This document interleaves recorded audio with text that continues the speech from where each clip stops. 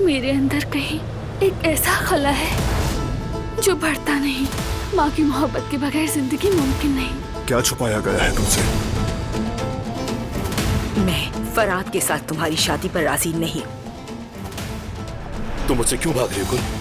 तुमने देखा नहीं? कदर आपस से बात करके मैं उन्हें मना लूंगा। तुम बिल्कुल फिक्र न करो। फराद, वो लोग मुझे तुम्हारे काबिल ही नहीं समझते। मैं तुमसे शादी नहीं कर सकती फराद, मुझे भूल जाओ।